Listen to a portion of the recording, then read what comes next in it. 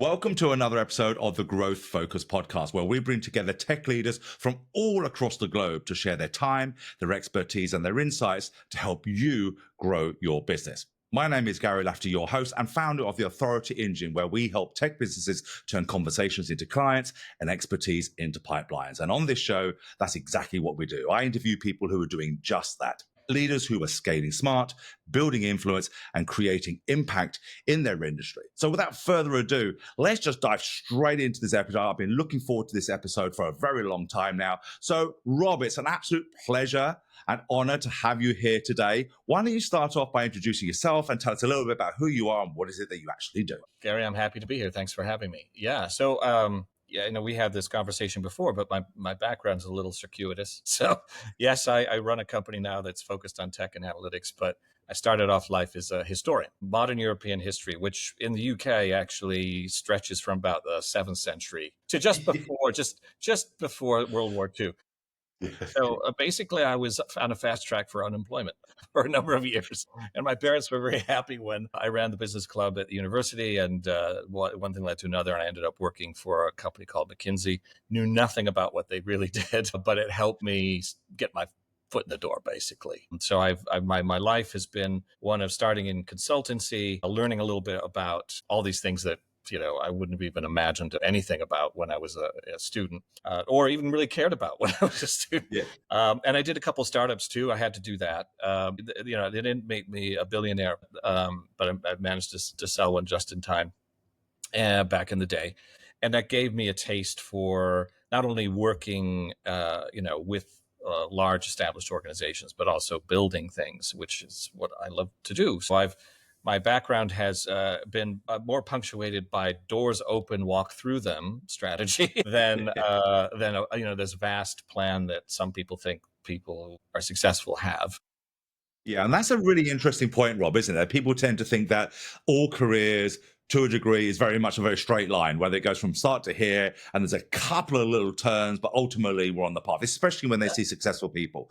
But we all know that in careers and in businesses and entrepreneurship, that's just not the case at all. It's a big bowl of spaghetti, and you just got to fight your way through it until you get to one end. Looking back at your career, you've had such a remarkable path across McKinsey, Bloomberg, Accenture, startups, etc. Looking like now at DigHuman, what sparked the idea for DigHuman, and why did now seem like the best time to do it? Well, I'd been spending about 10 years at Accenture after Bloomberg. My role was to build the social media practice and emerging channels as well. So they started lumping things in that were just not particularly social media, not just Facebook and Twitter at the time, but it was all kinds of things that people were using to communicate. And a lot of the work that I did wasn't just on helping organizations set these things up or find the right technology or platform. We did all that. A lot of the time it was like answering a simple question that more often not got asked when I walked in the door, which is, I've got all this stuff, I'm doing all this stuff, but how do I get value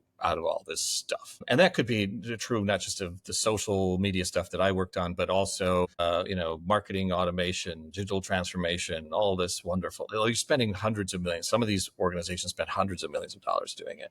And I think halfway along my journey, I kind of started talking with some of my colleagues about these ideas that, is it the technology? Is it the data? Is it this, the promise of AI that's going to somehow make our lives all better, make these clients' lives better at least? Or is there something missing in this equation? And the more I thought about it, the more I took a step back and put actually my historian's cap back on, which sounds strange, but it was more to do with, what do I know about humanity over centuries that is maybe the 4 or 5 basic things that never change, but often get overlooked, that make a difference about propelling something forward, whether that's the Industrial Revolution or whatever. And what are the things that you really need to do to be successful in all of this? And what are the missing components? And then that was the genesis for the idea of Dig, which was about, I think it was 6 or 7 years into my stint at Accenture. I got totally random request from a publisher, Wiley, to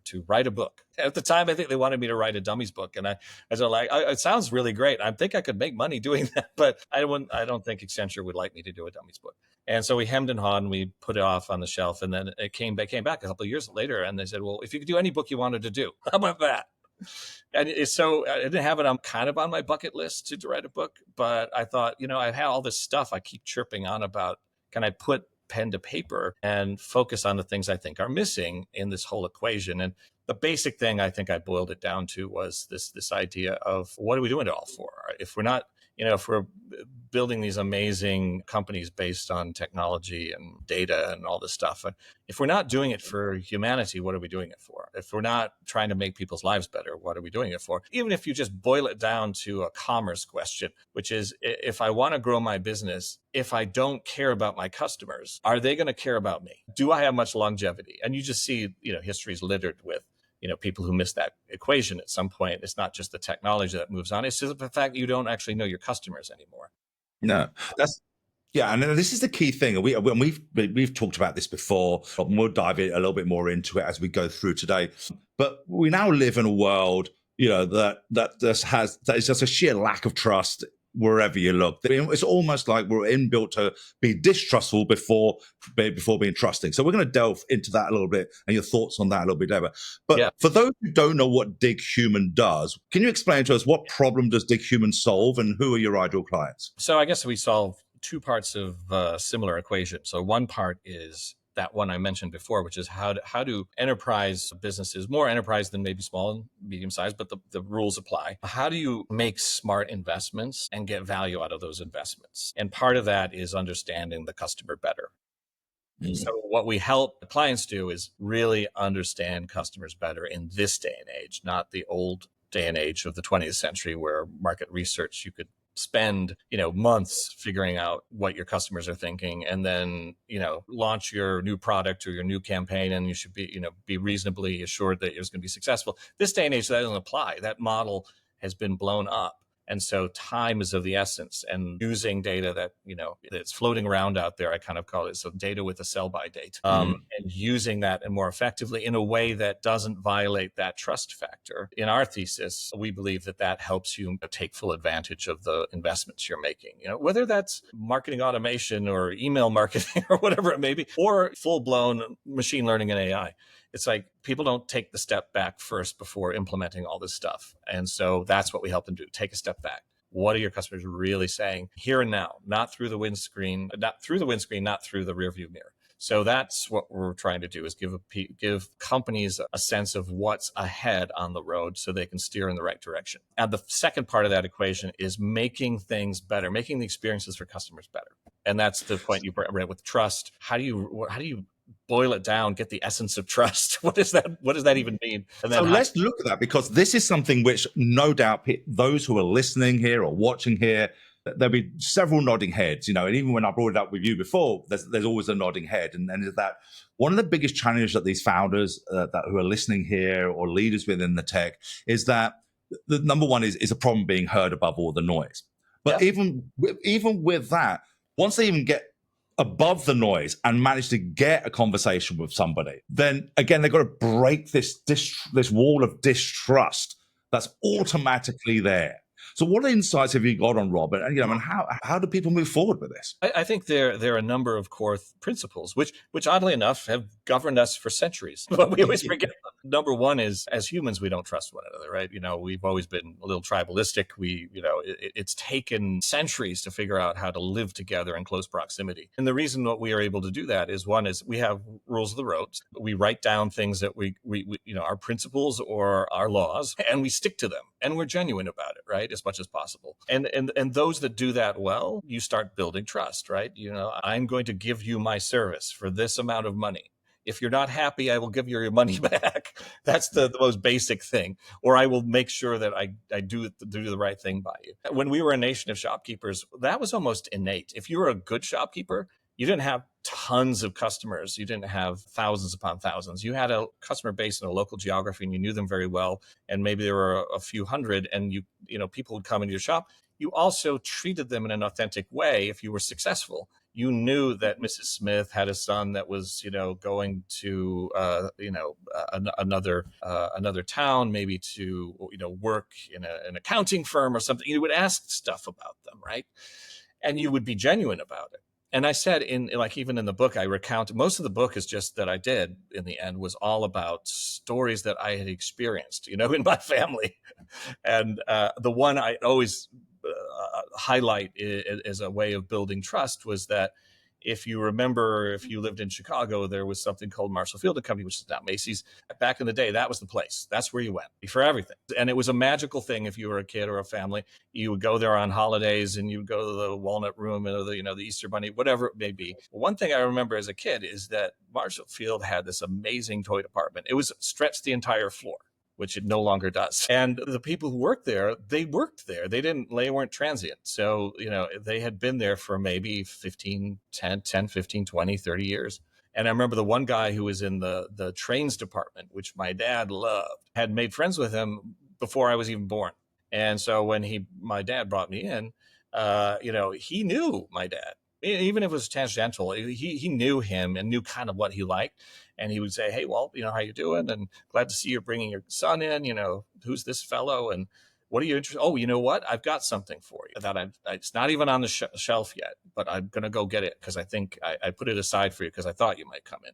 Now, what does that do? That's it. If you boil that essence down, it's your customer. You know them in the way that makes them feel genuinely like and care, right? You need that. I always say they need to know they matter and something to you.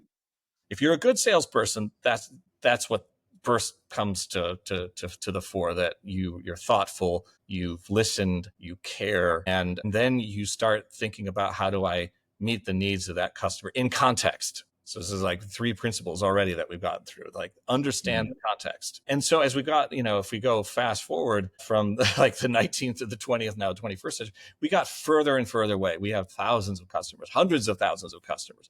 And then we started to get clever by half, right? Which is how do I can't talk to all these people. I don't know these people and my workforce is transient. So how am I going to intercept them with the right thing at the right time in the right way? Well, I guess data and analytics will and platforms will. Maybe AI will help me. Well, that's not the way it works. People are smarter than that. You and I, you must know you've gone through these experiences yourself, like what you like and what you don't like, when you have a good experience, when you have a bad experience. And the problem is we're using technology in a superficial way rather than thinking very thoughtfully. What is a good experience that I want to deliver to a customer, even if I just know 3 things about them?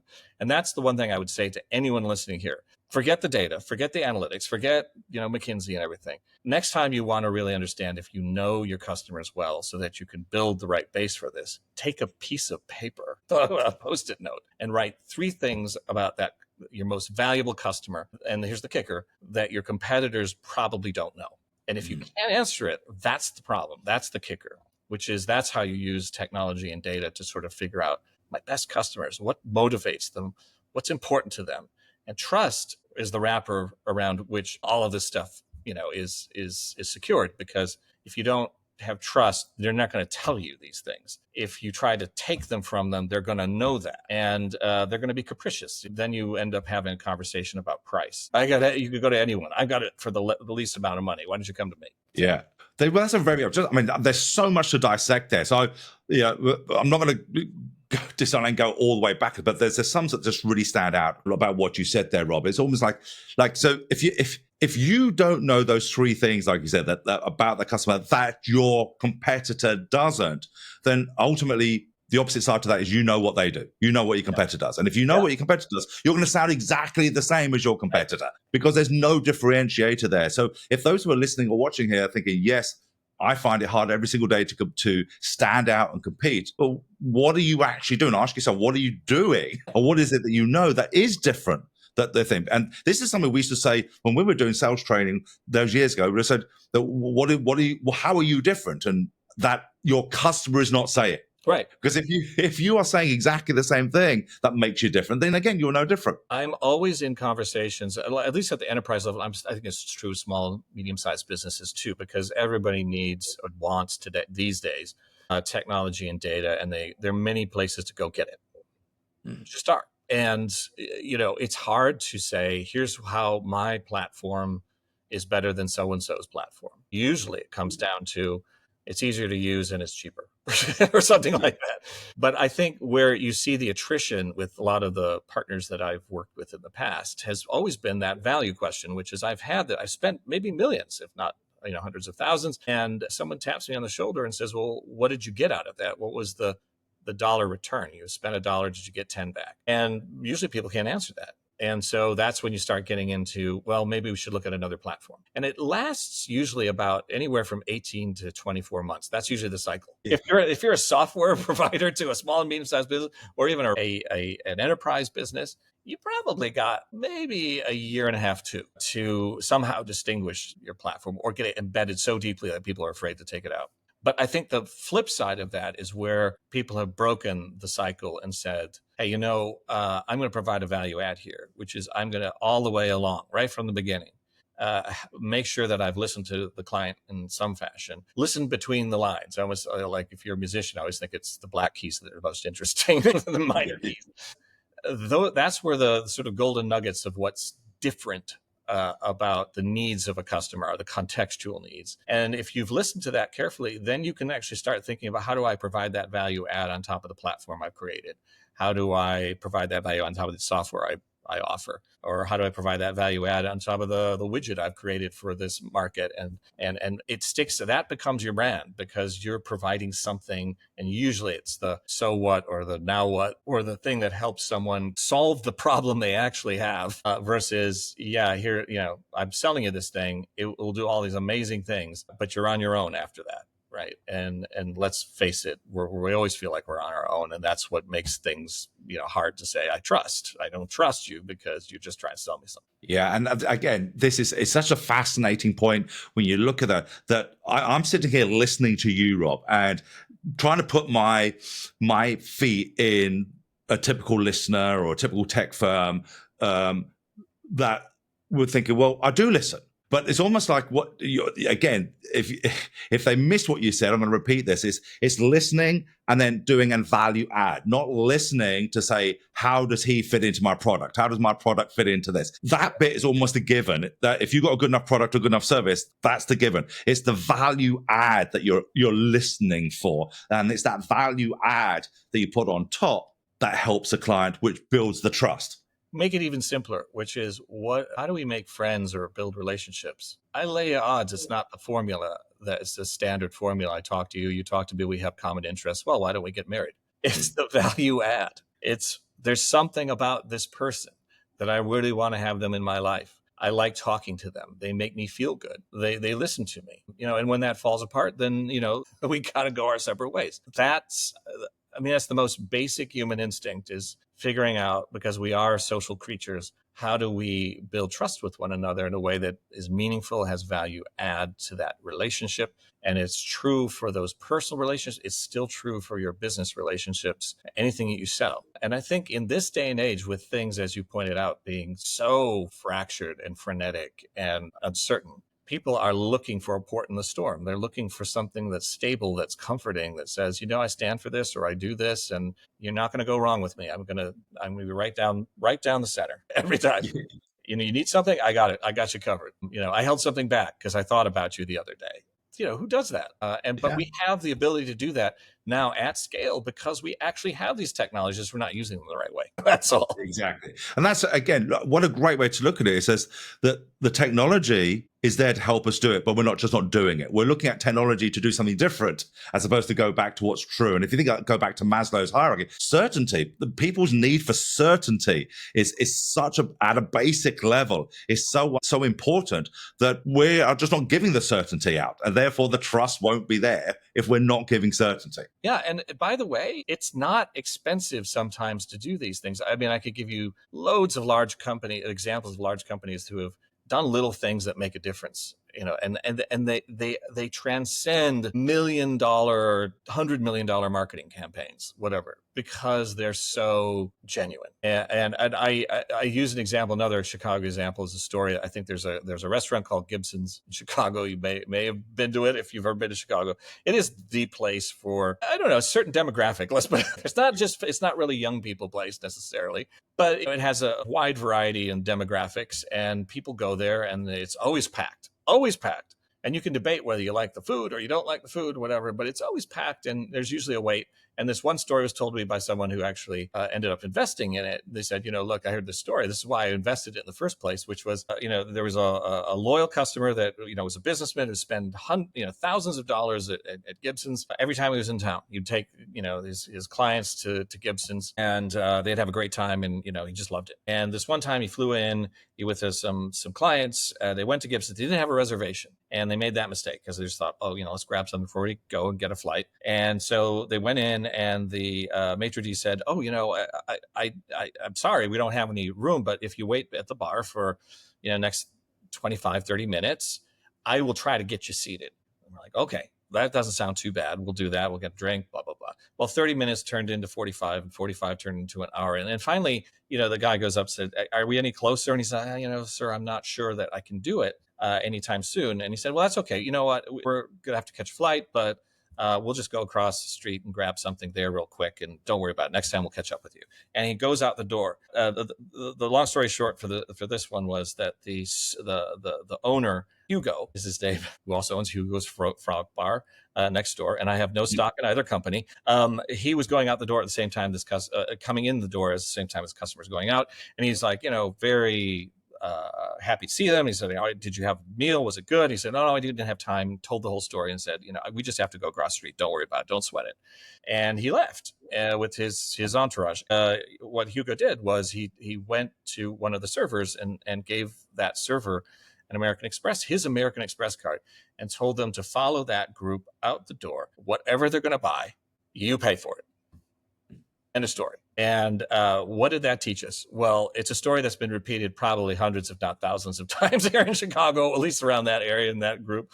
It's an amazing story in the sense that it was not a huge amount of money to spend. Maybe it was $400 or something. But how do you buy marketing at that price that has as much word of mouth value? And that's the stuff that people look for in an age when everybody feels they don't matter to one another. They're desperate to feel like they matter. I'm desperate to feel like I matter day in, day out. So how do you make that happen? And it doesn't mean that you do it for everybody all the time.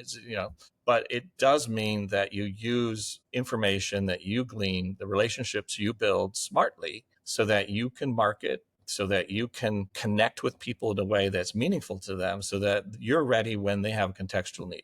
And that's what we're trying to do. Yeah, that makes, again, what a great way of looking at it. And I said, that story's been told so many times. And anybody around the Chicago area would know that, who has ever been in business in Chicago would definitely know that story. But we talked a lot about building relationships. There's going to be people listening here, and I can just already hear them. I said, well, that's fine. I'm really good at building relationships, but I find it really hard in generating interest. I can't build a relationship until I've generated interest. What insights Rob, have you got for us on that process? Well, so interest is also, it's not an immediate thing. It's a slow burn, right? You generate interest over time because you're able to connect with people in a meaningful way around the things that they're interested in.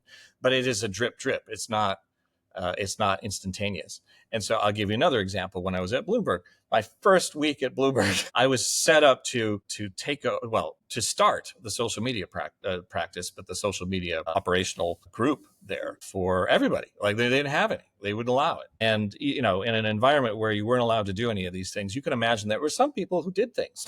I didn't tell anyone. And I remember the first week I was there, I got a call from someone off of LinkedIn. I mean, how does that even happen? Who said, hey, I love Bloomberg. I love the terminal. We love the information that you provide. And you've got guys in my quant finance group on LinkedIn who come in and they never participate in a way that I feel is useful. And I said, what do you mean? I said, well, they come in, these guys from Bloomberg, and they just talk about the next event that they're sponsoring or a new product that they have. And they said, the whole point of my group is to talk about real issues that people on Wall Street have, thoughts and ideas, and we exchange them freely. Well, different firms, different people, different walks of life. And every time someone on the Bloomberg side is there, they just say, oh, and by the way, we have an event you could come to. I'm like, okay, fast forward. What I ended up doing is saying, all right, to the point is developing interest takes time. It's the same thing, like, as I said before, in terms of building a relationship. I don't know many people, maybe there are, who the first time they meet someone go, I'm going to marry that person. Now you hear about it in the movies, but I think there's more to it than that. Yeah. This is the person I'm going to spend the rest of my life with. I think what you have is you develop interest. You see each other, you talk, you laugh, you whatever, but you do it in context. You don't talk about getting married the first time you go out on a date. You talk about other things that you're interested in and things that movies you may have seen and all that kind of stuff. But you talk about what people are interested in, and that's how you develop interest. It sounds very straightforward, but it's hard, right? So you had to do in that case is we had to sort of say, well, what is the conversation? Listen first. That's what I go back. Yeah. I love the way you keep coming back to it. It's just just listen to what Just people listen. are saying there. Don't So say let me ask you, Rob, in a world where tech is everywhere and trust is rare, right? Tech's everywhere, trust is rare. How do you personally aim to stand out as a leader? Yeah, well, I mean, doing things like this for sure, talking with people. I spend a lot more time. Well, one thing I've spent or learned over time is we talk about networking and it uses a throwaway. I think sometimes people force their networking. Like, I got to network. Okay, well, what are you going to do? I'm going to build a list of people I want to network with. Then I'm going to network with them in this place and this place, and then I'm going to do some more networking. Like, what I mean by networking is like, who do I know is interested in something or might know somebody who has struggling with a problem? I'm happy to help them for free. I'm like just to talk. And so what you gradually do is you sort of figure out, right?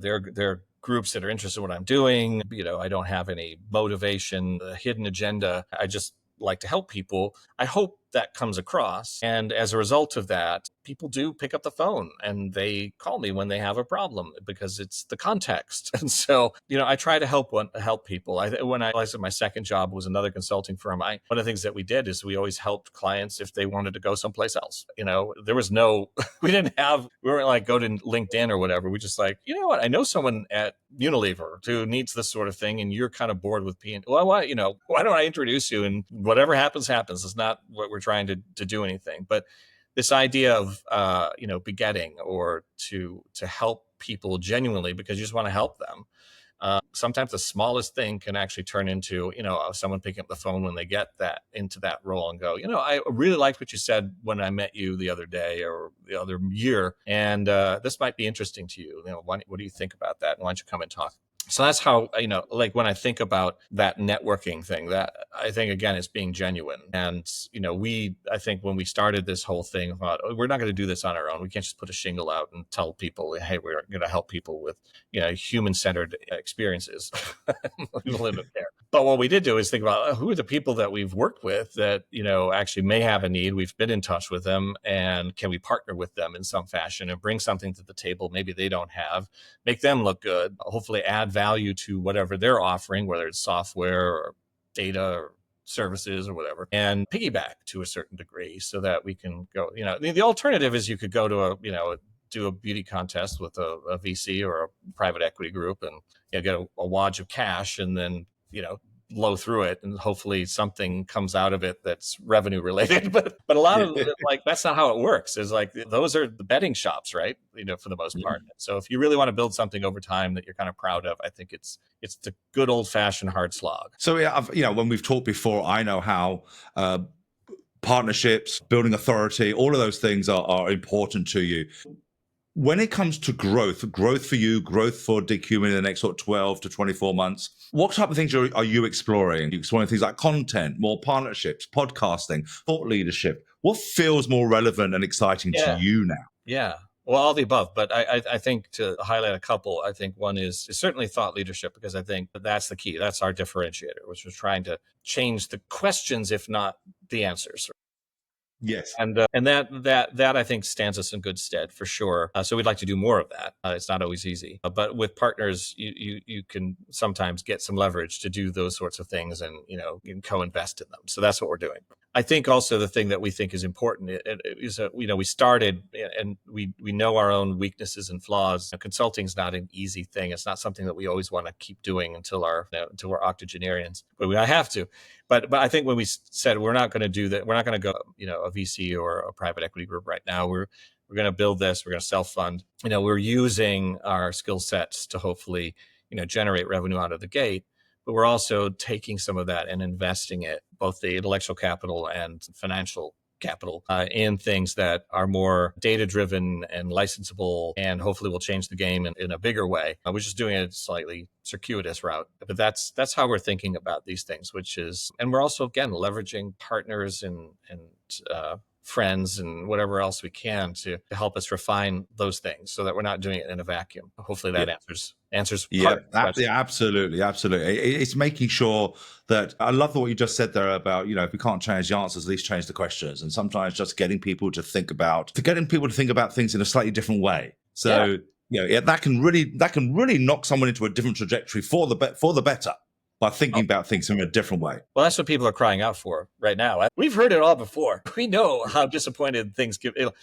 And so that cynicism is just feeding itself across the board. And that's true of, everything that's happening in the world today. Is everything is happening, is mirrored in the commercial world. And so we're letting cynicism rule the day. And there was a time where, like I was definitely Don Quixote when it came to social media. I'm like, oh, this is great. It's going to be very democratizing. We're going to be, it'll be able to listen to our customers and use, what they're telling us to make their lives better. And it doesn't quite work out that way. Right? You have to have a plan if you're going to do that sort of thing. Yeah. And if you don't, you get caught up in the day to day. I just need to, I need to generate revenue or whatever it may be. The very thing that is the most important in this equation, the very thing, which is the human element of it, is lost. And if the answer is you just don't want any humans in the future, okay, well, that's a different way. We can debate that later. But I don't think we're planning to go away. And I think, we've got, the concept of the 20th century concept of a customer. And I think has to change because it's just not going to sustain us going. You need to think more as like, I have a community and I'm building things for that community. I'm generating wealth, generating jobs. I'm generating goodwill, and I'm generating useful things that people use. I don't want to screw that up, right? I want to be genuine all the way through. So I think it's going to be interesting to see if that pivot really occurs. And we're doing our little bit to try to, we're not patting ourselves on the back for having transformed the world. But our whole principle here, the reason for being, is to try to make it a little bit better for people and understand that it's each of us and all of us when we come together to do that. It's not just one entrepreneur or one company or, whatever. It's all of us together kind of working in concert and also being open why we're doing this. We want to make money. Yes. We want to do it the right way. And we want to make sure that we're providing value to you and we care about what you think. So there's almost a meaningful air about that, Rob. There's the whole thing about being meaningful. Yes, you're being honest. Yes, transparency. Yes, we want to make money. Yes, we want to grow. But it's done in a meaningful way that there's a good hearty meaning behind it, which is lovely. But Rob, I can't believe time is upon us, and it's gone so quickly. I think definitely you and I should have a part 2 because we could just keep on talking for such a long time.